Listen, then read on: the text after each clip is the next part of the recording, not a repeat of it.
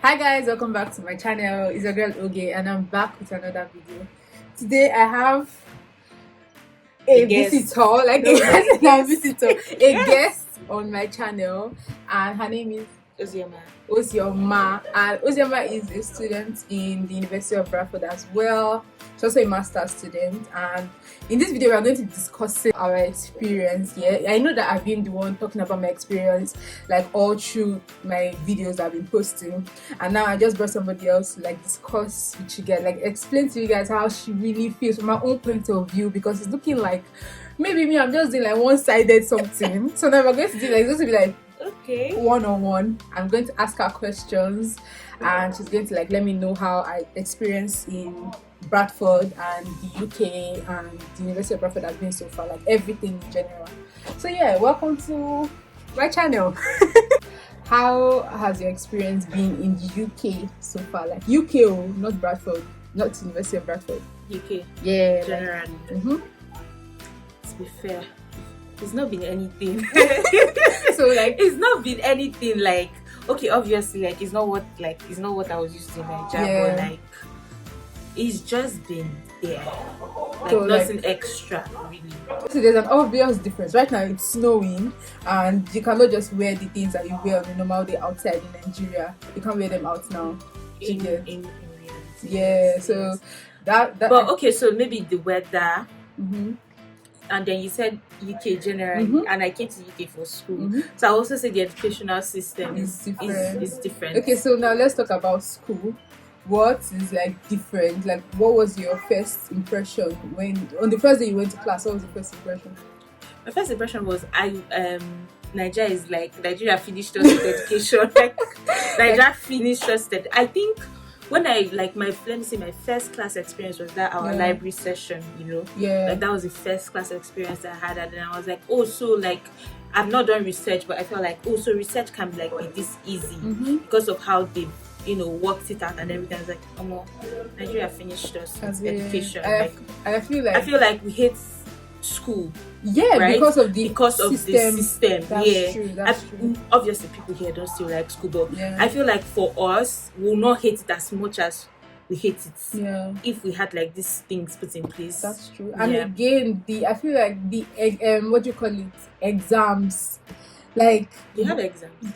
I have one exam and I have like 3 coursework. You don't have exams. Are you doing 4 courses? Yeah. I have 3 courses. Hey, maybe we'll do 3 next year. I think it's 3 for next semester. 3 for next semester. But yeah, like there are some in Nigeria you have to read for all your courses. Like you have to do exam for everything. Yeah. But here it's flexible. Some courses are like some courses just exam, some group work and essays, and then some of them just wanted to write essay. Yeah, like mine, I have 3 essays and 1 exam. Mine is all essays, so no exam. So it's and like then one has group work and essay. Yeah, so what they do is you relate what they are teaching you in the classes and in your courseworks, like to your courses to your essays. Yeah. Like, that's how it is. And then they give you like the essay questions are way like.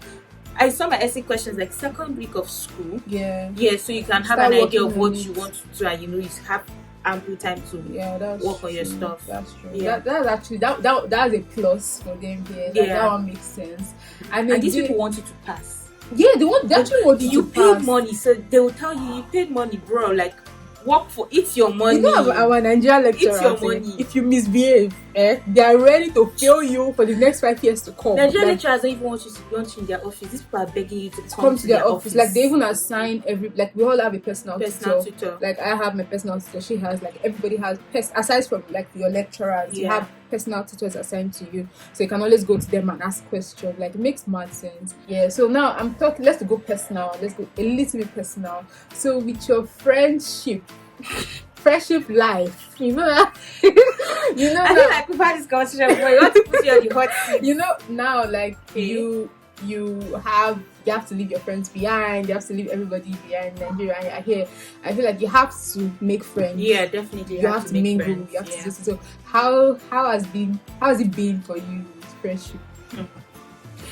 To be fair, it's been okay. It's not been it's not been the best. You know, making friends, that obviously is never the best. Let's be honest. Making friends is never the best. And you know, before I came here, I think I saw this tweet that said that how, like, whenever you start a new school or like a new session or whatever, like that friend you made first is probably not going to be your friend a month from that time, right? That's true. So there's also this part of me that had that in my mind that, okay, maybe like I'll just take this whole friendship thing as it comes because I've not had the best feel with friendship and stuff like that. And yeah, obviously some of the friends I made before, like maybe the first week or second week, are not my friends anymore. I mean, we're not enemies. I can speak to you, but like, we're definitely not friends. But right now I have, like, you know, people in my corner.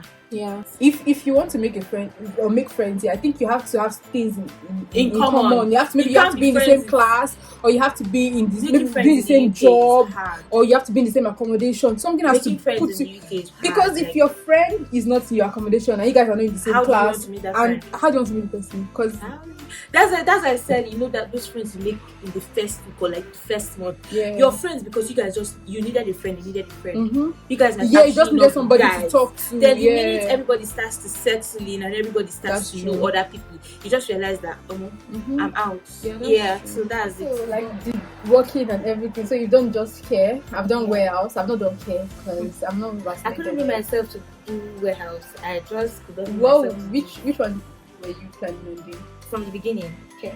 No, like which warehouse did you apply for? I never applied to warehouse. Are you serious? I saw a lot of warehouse ads. But I never applied to them. You're serious? You didn't apply for anyone? I never. Hey God, though. You know why?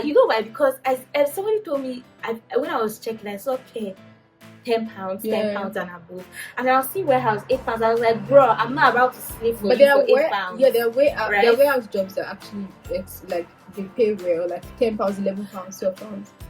Okay, so I was now talking to my friend. I talked to my friend. I was going to apply for warehouse when I had not found a care agency, and then he was like, "Oh, more, he will not advise his enemy to do warehouse." That when he came newly, he did warehouse, and then he kind of like locked down and everything. They will take him into like this deep freezer thing, and then he will stay there. They won't wear jackets because they can't wear jackets or anything. They will literally stay there and he'll be freezing to death. So this is actually very similar to my experience in warehouse, because I've worked in like a couple of warehouses, and the first one, in fact the both of them, but the first one was worse for me, because you have to be in a cold room, because you're working with that, you're taking care, you're packaging fruits and edibles, and they have to be like in a good environment where they have to be preserved and stuff like that. So you legit have to be cold, but you cannot cover up. I don't know. I can't do it. You can cover up if you are wearing like you're overlapping your outfit. You're not allowed to wear a jacket inside. So, because you're supposed to it's wear only the cover up that they give you that you're literally wearing. So the day that I did this particular warehouse job, my hands were numb. And my friend's own was food, like meat.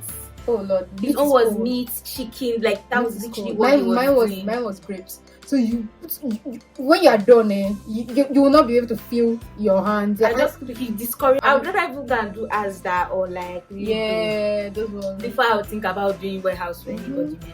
Another thing about care is, so when I started care, funny enough, I didn't know that care was like there were different types of care. You know, I just thought like care was care. And then my friend is doing the actual like doing the care of cleaning people and everything. So when I went to my agency, I saw that they listed like which part of care do I want to do, and I was like, bro, what are you talking about? I don't know what this is. So I just ticked everything. Oh Lord, bro, I didn't know what type of care. I just like you ticked everything. I ticked everything. So they were calling you for everything. No, that's the funny thing now. So my agency really literally like they do all, but their major focus is on mental health. So they now told us we'll do training, but our training was mental health training, right? Then after the training, bro, mental health training is not a joke. It's not a joke. I don't know who said it. There's no part of mental health training that is a joke. It's not a joke. Then after the training, I went to him and I was like, I don't think I'm doing mental health. I don't want to be. So mental health is mental health. You're a support worker, and then care. You're like care worker.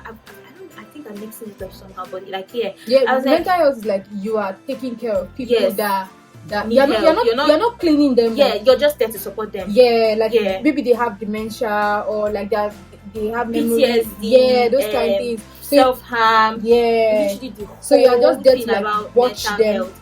Yeah. You're watching them basically. To, like I now told like the guy in my office, like in my agency, I was like, you know, to me, mental health is not bad. That is actually, I would prefer it to care. Yeah. Because I've literally not done anything. That's what he said. He was like, if you're lucky, I will send you to like, depending on the hospital, send you to actually not done. So he was like, okay, try it. If you don't like it, come back to me and I'll put you in for, care. But I heard that for care, for support, you have to, the best time to work is in the night. When people are sleeping, it is a lie.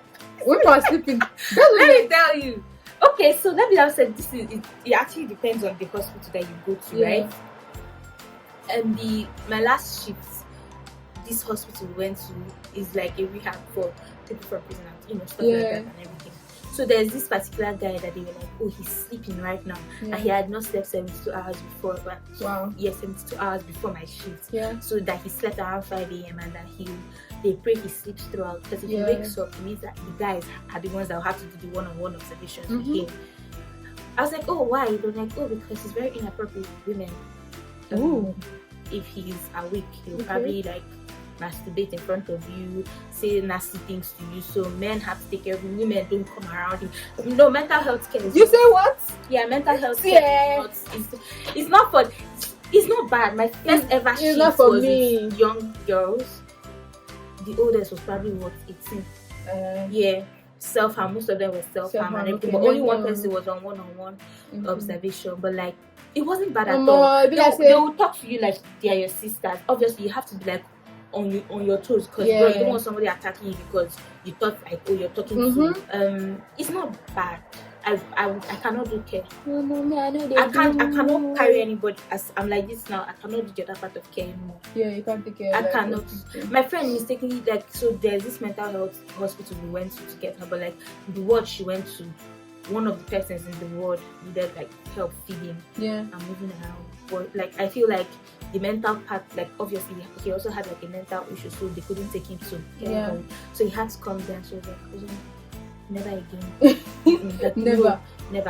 Like, I just can't. I can't see myself doing it. And so she was just like my second.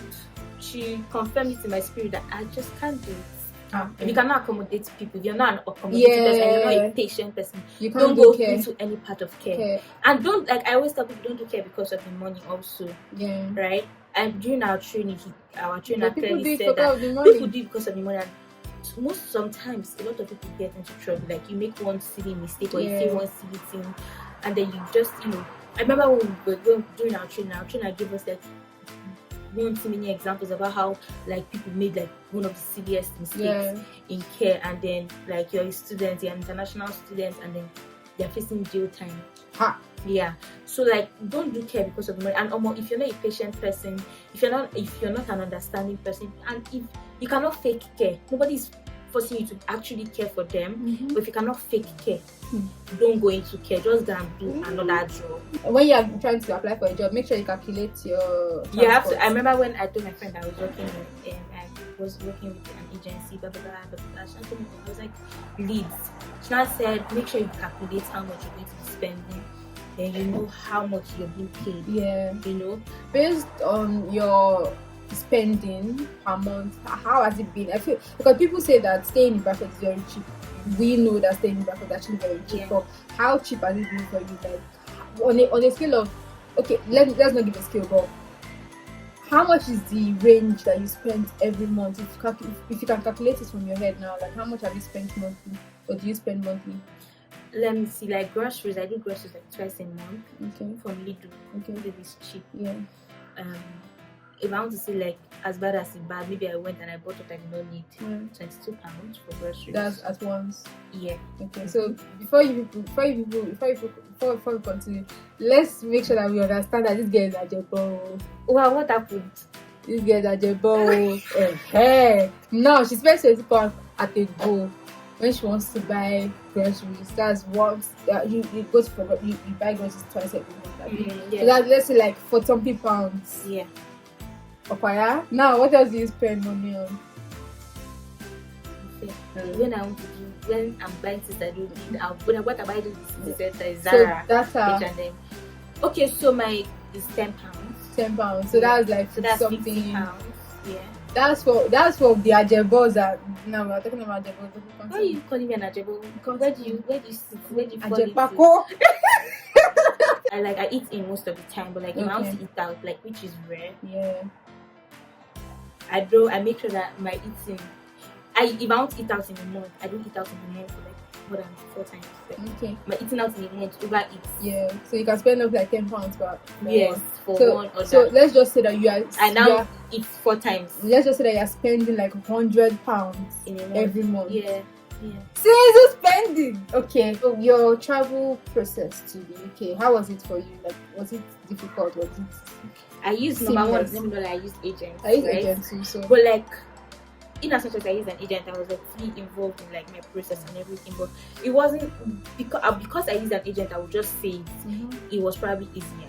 Mentally challenging. Yeah. School application is mentally like I started my process in 2020 August. Should I bust it? Maybe even June. So I started my application 2021. Months before I resumed. I told you now I did Canada first. Then the Canadian school accepted me. I was just like, this was not the plan. Like this is not really what I want to do. Which is I think it's important that you do something that you really want to do. I just put in the application. I put in an application to that school, and they even gave me a scholarship. But then I remember talking to my dad and I gave him like, see the UK school, see this, and he was like, pick what you know you want to do, like, and pick a course that's relevant as well. And also pick a course like in as much as like also pick a course that if you sit down to read, you understand, like you don't struggle in class. There's nothing as bad as coming to a new country with a new educational system and then you're struggling because you don't even have flat like the base of what's happening in class. You have to have a background. You have to have a background, of the course. It was mentally challenging, but like it worked. Mentally challenging when you use agents. The people that know that did it by themselves, what should they say? Because I don't know if you got no's, but I got no's. There are times I even gave up. I was like, I'm just tired. Like, I remember telling my friend, I was like, I stopped talking. Like, obviously, I told my friends that, see, I'm applying for like school and stuff like that. And then after I went, I was just like, you know what, I'm not even telling nobody again because it looks like this thing is not working out. I remember my statement of accounts. I went to bank. My dad would literally like, I would go to bank because my dad was working that period, and I would go to the bank. They would give me the form for my dad to fill that somebody is going to take his statement of account. I would go home. I would give it to him. I would go back to the bank. Bank will now print statement of accounts for me. My agent should now tell me I can't use the statement of account. She'll be like, if you want to use it, though, you can use it, but like I will advise you, let's not use the statement of account because the bank stamp is obstructing some of the. Like there's always one issue. Yes, I went back to them. They said sorry. That's how it always is. Blah blah blah blah blah blah. I think I did that process like 6 times in one day. And after one day, it was not still sorted out. At least it's better because at the end of the day, you still ended up getting it. Yeah, like, you got your visa.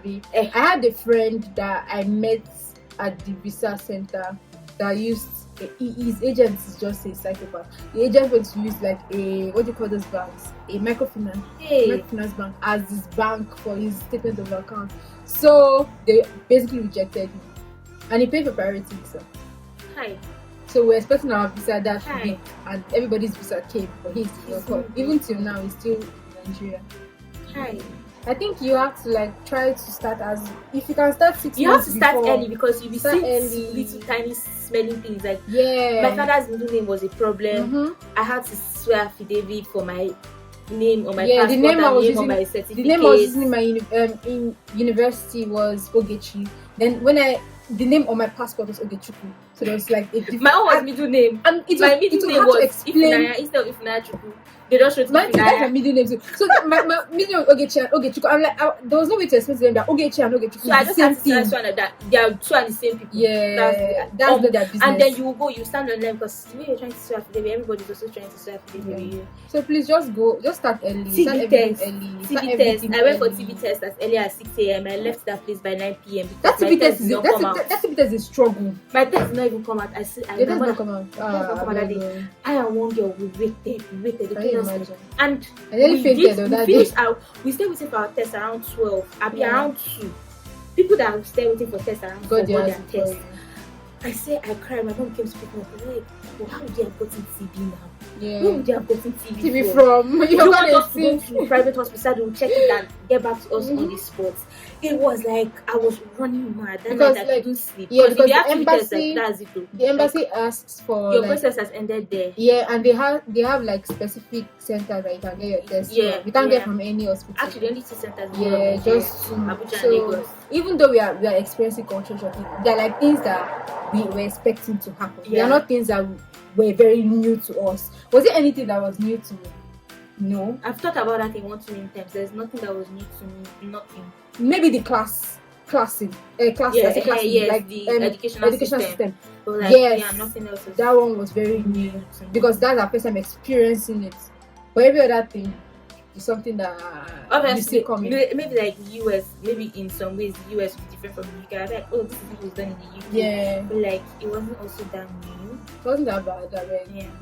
It's not that bad, but you get used to it. You get used to it. That just confess. You get used to it. Like you actually don't have a choice.